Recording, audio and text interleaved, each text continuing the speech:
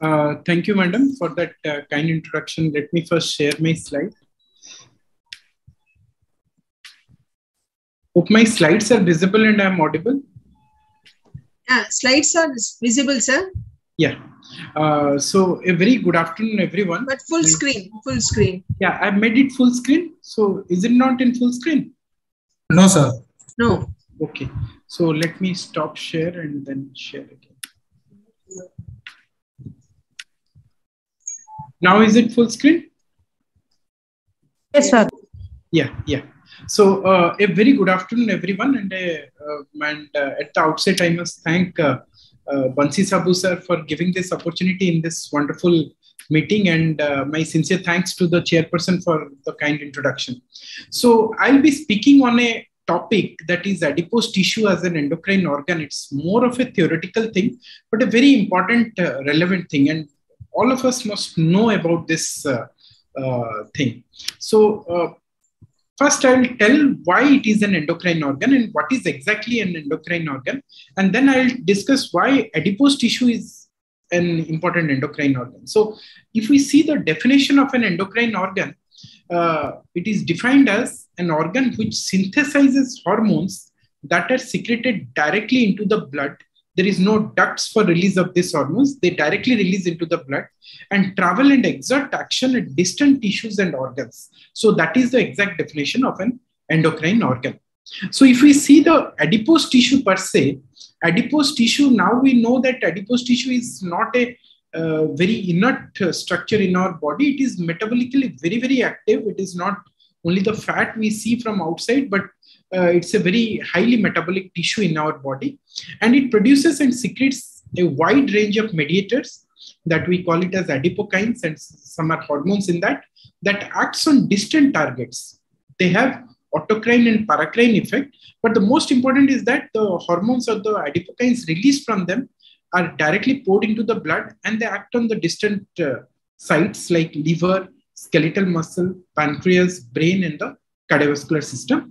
And that's why we can call it adipose tissue as an endocrine organ. And if we see the vastness of the endocrine organ in comparison to other endocrine system in our body, it is the largest true endocrine organ of our body. So this is a very simplistic diagram of an adipocyte, which is an adipose cell.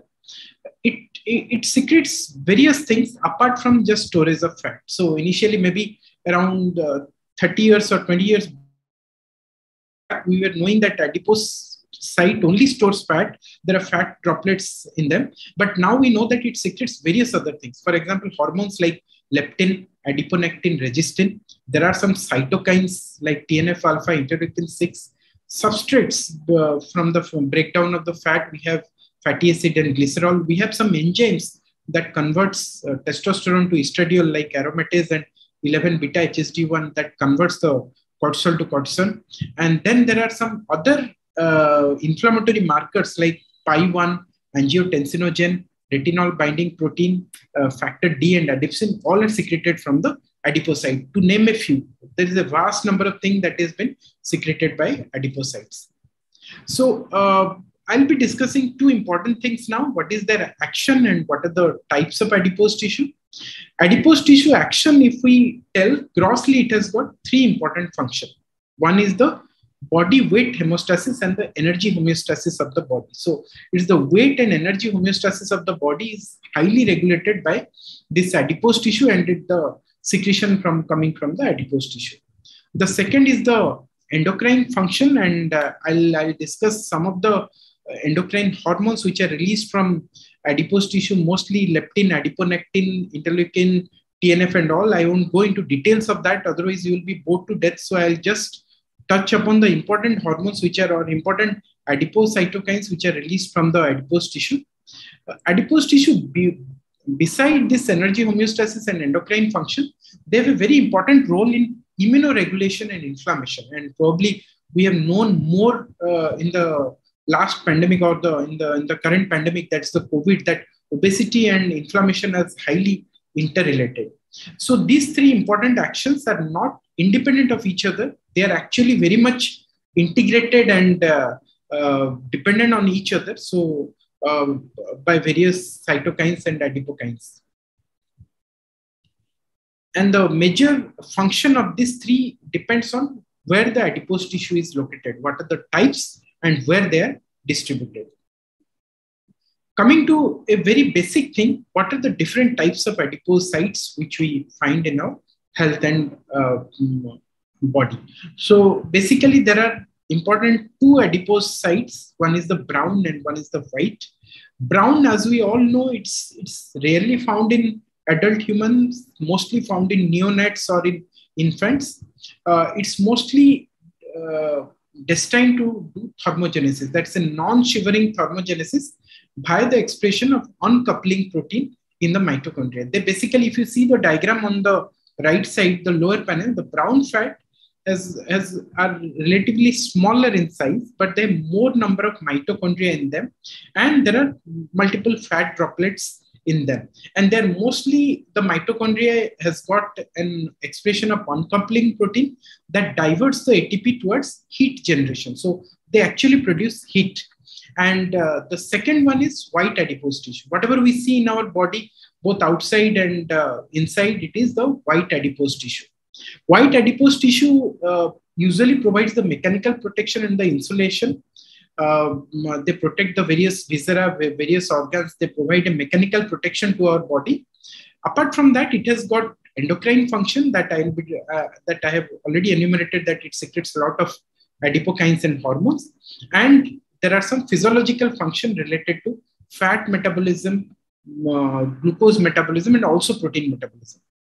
Now, there is nothing white and black in that. There is no clear-cut thing like this one is white, this one is brown.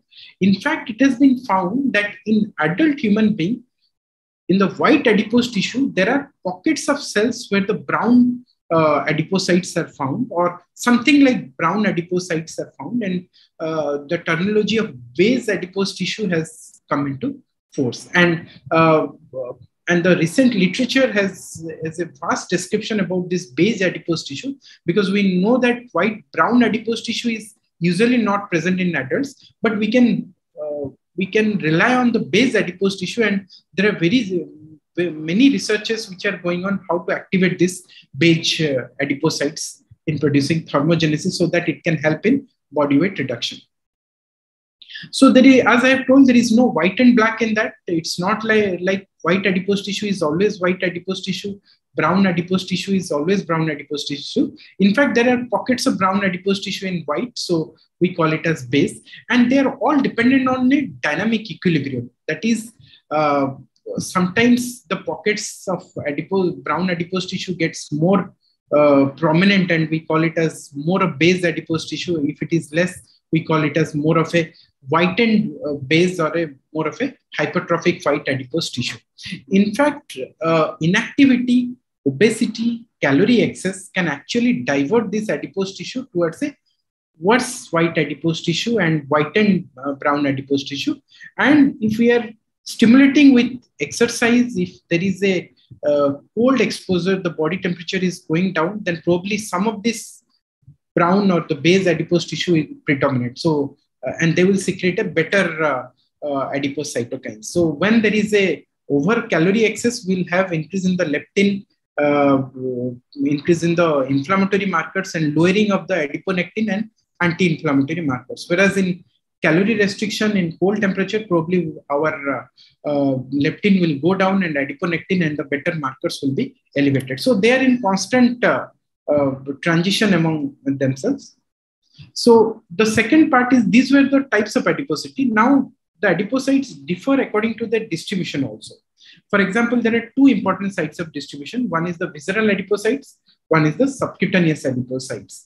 Visceral adipose tissue have got high concentration of inflammatory markers like interleukin 6 and plasminogen activator inhibitor, whereas the subcutaneous fat have got higher concentration of more of this hormonal thing like leptin and adiponectin are mostly secreted from the subcutaneous fat. So out of these two fat, visceral fat is actually more metabolically active or metabolically derogatory actually, so compared to the subcutaneous fat.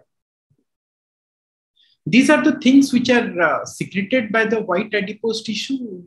there are n number of things are secreted. This is the whole list of the adipocytokines which are secreted. Noted among them is adiponectin, leptin, resistin, bisfatin, IL-6, and TNF-alpha. This is a long list of all the things that has been secreted by this white adipose tissue. As I have told, I am not going into details of this because they are very basic basic sciences, and they have more of molecular importance rather than the clinical significance. But nevertheless, I'll be touching upon the leptin, adiponectin, and to some extent the IL-6 and the TNF-alpha. So endocrine effects of adipocyte secreted factors. Basically, we have discussed about white adipose tissue and the beige and the brown adipose tissue. White adipose tissue, the major secretory action is on the brain, on the pancreas, on the cardiovascular system, liver, and the musculature. In the brain, they are mostly regulate the appetite, which I'll be discussing very shortly, temperature regulation and glucose homeostasis. In the pancreas, they have got beta cell survival and insulin secretion action. In the heart, there is inflammation, vascular remodeling, and vascular tone. In the liver and the muscle, they have more of glucose metabolism action, lipid metabolism, and the insulin signaling pathway. Beige and the brown adipose tissue are mostly thermogenic, but nevertheless, they secrete various cytokines also and or adipokines, and they have more favorable action on the liver and muscle, insulin resistance, insulin signaling, and the lipid metabolism in comparison to the white adipose tissue adipokines. So coming to the most important adipokine or the most important adipose secreted hormone is leptin. Leptin is relatively new molecule because it was discovered in 1995, the leptin. 1994, the obese gene or the leptin receptor gene has been diagnosed, followed by in 1995, it's the leptin gene. And in 1995, immediately after the discovery of leptin, they thought that probably by giving leptin, we can reverse obesity. So for that, there was a rapid development of recombinant leptin, but unfortunately that did not succeed. And obesity was not as simple as only leptin deficiency because there are more chances of leptin resistance to that. So the recombinant leptin theory actually failed quite badly, unless and otherwise there was some lipodystrophic diabetes or there were some congenital or leptin deficiency. Otherwise, recombinant leptin is of lesser use or no use in our clinical practice. Leptin is secreted from adipocytes, we know, and it is preferentially secreted according to the food or in the hypertrophy or in the obesity status. So there are two types of adiposity. So when it is in the fed state, the adipocyte is larger and they may secrete more amount of leptin. If it is in the faster state, the leptin level is low. Leptin is circulated in the blood. They have peripheral targets in the beta cell, immunocells, and others, which I have just discussed. But most important, now it is recognized that probably it is crossing the blood-brain barrier, and it has got 4 or 5 important action in the hypothalamus. And most important them is satiety or the hunger center regulation, followed by glucose and lipid metabolism, sympathetic nervous system activation, and other neuroendocrine function. But most important is the appetite regulation. These are the pathway of appetite regulation, like leptin acts on the leptin receptor. It activates the pro-melanocortin to be converted to alpha MSH by processing enzyme or the PC1 processing enzyme. Then this alpha MSH acts on the melanocortin 4 receptor signal and reduces the appetite. Whereas other hormone like agouti related peptide, in fact, blocks this MC4 receptor signaling and increases the appetite. If you can see the green arrows in all this position, there are defined mutation at each point, and that can lead to obesity. For example, there are almost 7 or 8 monogenic forms of obesity have been found out. One of them is related to leptin mutation or leptin abscess. Another is the leptin receptor mutation. The others are POMC, MC4R, and other mutation that can lead to morbid obesity. So in leptin deficient mice, probably, or leptin deficient person with morbid obesity, probably recombinant leptin will be of help. Otherwise, it has got no action per se. Beside the appetite regulation, leptin has got another very important and a very significant action on the gonadal system. The hypothalamic pituitary gonadal axis has been affected. It has been shown that normal adipose tissue secretes normal leptin, level of leptin. Leptin acts on the hypothalamic kisspeptin neuron that secretes the GnRH or gonadotropin releasing hormone is raised, that can enhance the LHFSH and finally to increase in the testosterone. But in hypertrophic or in adipose tissue which is malformed or that is larger or hypertrophic because of obesity, they have more of insulin resistance, they have more of leptin resistance, and this leptin resistance can downregulate the hypothalamic kisspeptin axis, and there is reduction of the GnRH and reduction of the testosterone. And one of the mechanism, this mechanism has been postulated to be the mechanism for late onset hypogonadism, or the so-called andropause, which we know because of obesity and diabetes, we have low testosterone level. So probably this is the mechanism which leptin is playing in that condition. Leptin is now approved only for genetic leptin deficiency and leptin deficiency secondary to rare forms of lipohydropic diabetes. Unfortunately, we see these syndromes very, very rarely and hardly ever. So the use of recombinant leptin has never picked up as it was thought of. Few last slides on other markers which are secreted, like adiponectin. It has a strong negative correlation between plasma adiponectin and human fat and mass. Adiponectin is basically a good adipocytokine. It stimulates fatty acid oxidation, glucose uptake in the skeletal muscle, and reduces the insulin resistance. Suppression of hepatic glucose output through the activation of the MP kinase can happen. It has got almost like two types of receptors. Skeletal muscle contain both, but liver primarily expresses the ADIPO-R2. Central and peripheral action of leptin and adiponectin are actually reciprocal in action. If you see, the adipose tissue secretes adiponectin, which has got better cardiovascular function, improve insulin sensitivity, and improves beta cell function. In contrast to leptin, bisfatine, and DP4 can actually adversely affect these three systems. So they act reciprocally in not only in the periphery, but also in the central nervous system. TNF-alpha is exactly not secreted from adipocyte. It is secreted from macrophages. TNF-alpha can impair insulin signaling in hepatocytes and adipose tissue. Chronic treatment with TNF-alpha decreases insulin-stimulated glucose uptake in rat skeletal muscles. And this is how insulin resistance develops. So in contrast to lean adipose tissue, the obese adipose tissue has more amount of inflammation, inflammatory macrophages. They can secrete more amount of inflammatory markers and can induce insulin resistance in both the liver and the muscle level. So it's not only with the obesity, the adipocyte size increases, it is infiltrated with more of inflammatory macrophages, and that leads to more of TNF-alpha and interleukin-6 and insulin resistance. Interleukin-6 is again an inflammatory marker secreted from adipose tissue. Concentration are higher in visceral adiposity. Elevated levels are associated with increased risk of cardiovascular outcome, and it inhibits the insulin signaling pathway. Angiotensin is another molecule which is secreted directly from the adipose tissue, and we know angiotensin 2 has got recognized effect on cardiovascular function and also in hypertension. Plasminogen activator inhibitor, mostly secreted by visceral adipose tissue. Plasma PI1 level increases in proportion to visceral adiposity, and there is a link between PI1 and insulin resistance, central obesity, and cardiovascular diseases. The last molecule which I'll discuss is resistin. It is structure of resistin is strikingly similar to that of adiponectin, and recently there are a lot of talks about resistin because there was an anti-resistin antibody which has been developed that is shown to reduce blood glucose and improve the insulin action in mice or diet-induced obesity. But again, it's in the basic research stage, implicated in the pathogenesis of diabetic complication and diabetes.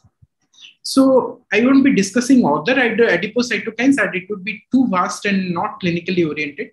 So coming to the end of my talk, the key points which I can give it to you is that Adipose tissue is not an inert organ. It's an important and a vast, large endocrine organ. It secretes many hormones with effects on the brain, pancreatic beta cells, liver, skeletal muscle, and also on the cardiovascular system. The major function of adipocytes are three, that is energy homeostasis, insulin resistance, and modulation of inflammation. In obesity, hypertrophic adipocyte accelerate a chronic pro-inflammatory profile with altered secretion of adipokines, thereby exacerbating the cardiometabolic diseases. Preclinical and clinical studies show that activating or inhibiting this signaling or specific adipokines could be beneficial, but none has been actually practiced or tried in human beings in large trials. So the future is bright, but till now, nothing has transferred into a big clinical practice. So with that, I'll end. Thank you for the patient hearing. Thank you, sir. Thank you for your wonderful, very lucid lecture, and you are giving an important carry-home message of the importance of the adiponectins and the energy homeostasis, because now we are in the pandemic of obesity, more so in the post-COVID, and everybody is thinking about how they have to take care of the weight loss. Thank you very much. Now over to Dr. Swapnil. Thank you, ma'am. Thank you. So our next speaker is Dr. DC Sharma.